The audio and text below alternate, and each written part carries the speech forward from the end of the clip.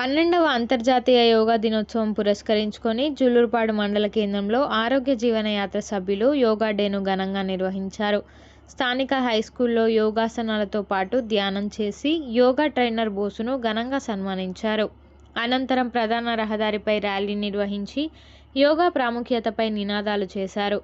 ఈ సందర్భంగా సభ్యులు మాట్లాడుతూ ప్రస్తుత పరిస్థితుల్లో చిన్న వయసులోనే బీపీ, షుగర్, గుండె జబ్బులు, కిడ్నీ వ్యాధులతో బాధపడుతున్నారని, శారీరక శ్రమ లేకపోవడం, ఆహారపు అలవాట్లలో మార్పుల కారణంగా జరుగుతున్నందున ప్రతి ఒక్కరూ వాకింగ్, యోగా, ధ్యానం చేయాల్సిన అవసరం వచ్చిందని, అందుకే యోగాకు ఎంతో ప్రాముఖ్యత ఉందని, ప్రతి ఒక్కరూ శారీరక వ్యాయామానికి ప్రాధాన్యత ఇస్తూ ఆహారపు అలవాట్లలో మార్పులు చేసుకోవాల్సిన అవసరం ఉందన్నారు.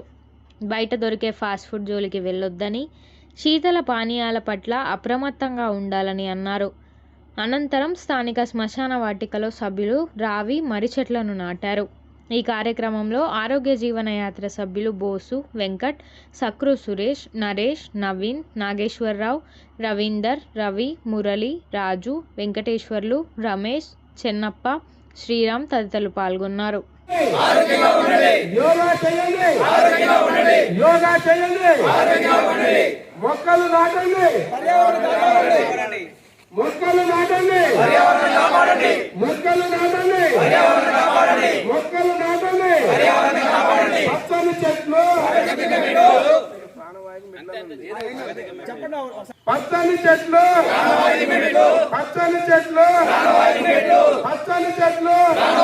వారికి కూడా ప్రత్యేక ధన్యవాదాలు. మరి ముఖ్యంగా ఒక సంవత్సర కాలం నుంచి మా సభ్యులందరికీ ఓ దిశా నిర్దేశం చేస్తూ ఒకే వేదిక వద్ద ఒకే సమయానికి మరి ఎలాంటి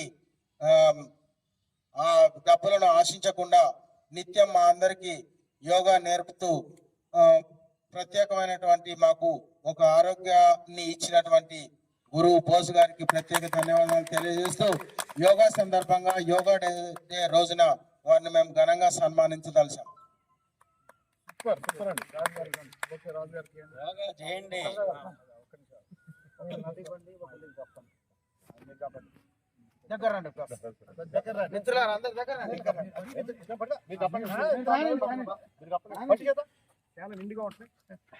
ఒక్కడమే కాకుండా అది డాక్టర్ పూలు ఇవ్వండి. దగ్గర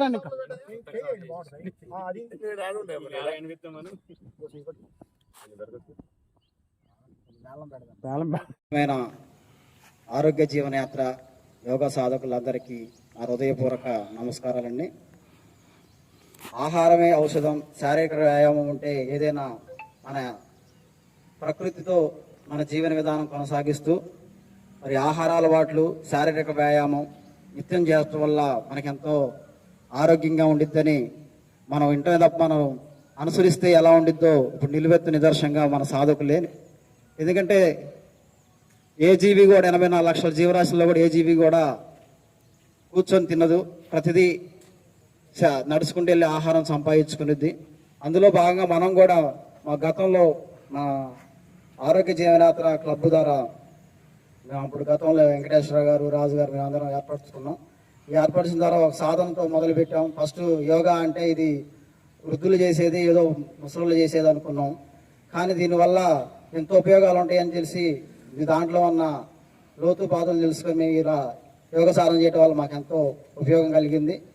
అలాగే ఇంటింటికి యోగా అనే దాని నినాదాన్ని జీవన విధానంలో చేర్చుకుంటే మన ఆరోగ్యం బాగుంటుంది, మన హాస్పిటల్కి వెళ్ళే పని ఉండదని ఈ విధంగా యోగా దినోత్సవం సందర్భంగా తెలియజేస్తున్నాను. ప్రతి ఒక్కళ్ళు 1 గంట యోగాకి కేటాయించాలని మనస్ఫూర్తిగా కోరుకుంటున్నాను. సాధకులు ఇలాగే నిత్యం వచ్చి ఈ వేదికను ఉపయోగించుకొని ఆరోగ్యంగా ఉండాలని మనసారా కోరుకుంటున్నాను. ధన్యవాదాలు.